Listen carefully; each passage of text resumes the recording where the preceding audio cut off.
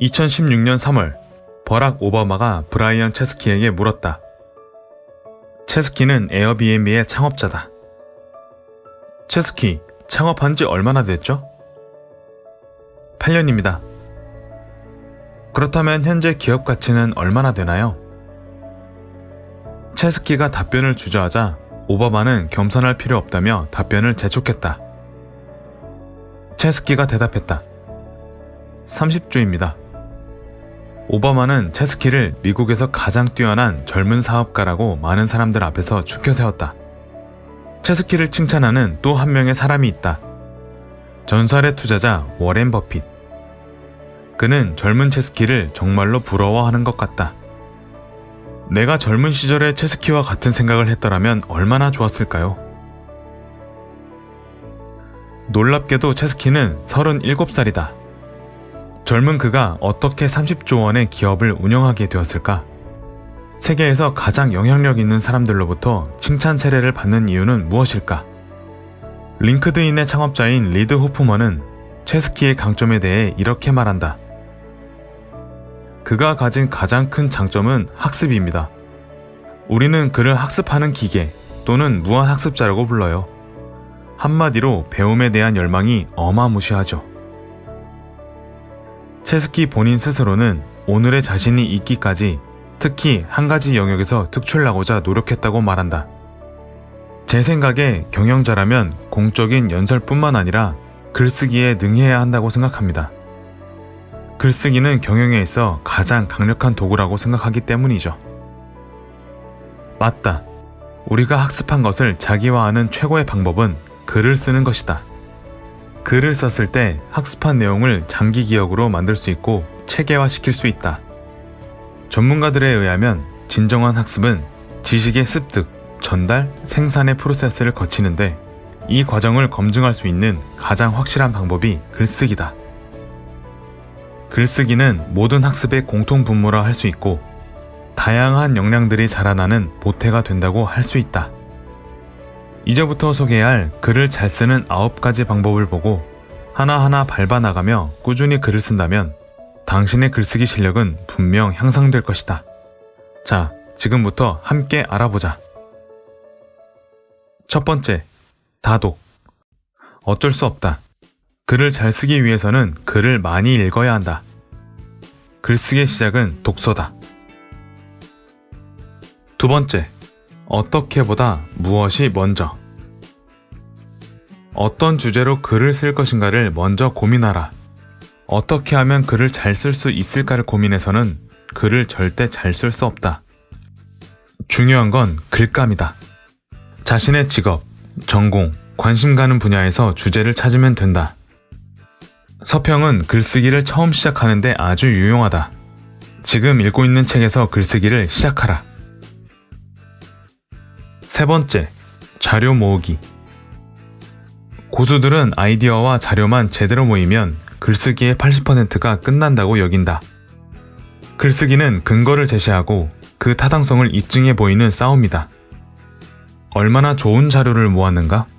좋은 자료 안에 길이 반드시 있다. 네 번째, 짧게 쓰기. 무엇이든 짧게 써라. 이 말은 문장을 짧게 쓰라는 말이다. 그러면 읽힌다. 너무도 중요하기에 다시 한번 반복한다. 문장의 길이를 줄여라.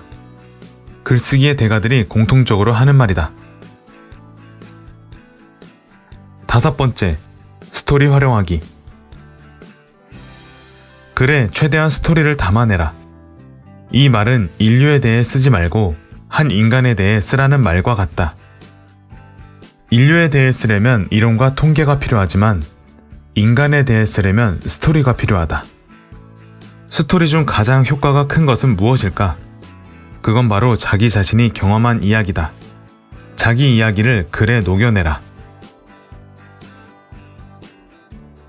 여섯 번째, 지식의 저주에서 벗어나기. 훌륭한 커뮤니케이터는 상대방의 언어를 사용한다. 우리는 무엇인가를 알게 되었을 때 무의식 중에 상대방도 당연히 알고 있다고 여기게 된다. 그래서 자신이 알게 된 과정에 대한 설명 없이 상대방에게 자신의 언어로 말하게 된다. 이때가 바로 지식의 저주에 빠지는 순간이다. 글은 썼는데 독자가 도무지 무슨 말인지 이해할 수 없다면 그 글의 가치는 없다. 독자를 제대로 인지하고 독자가 이해할 수 있는 글을 쓰자. 7번째, 글을 쓰고 싶지 않을 때는 엉덩이로 써라.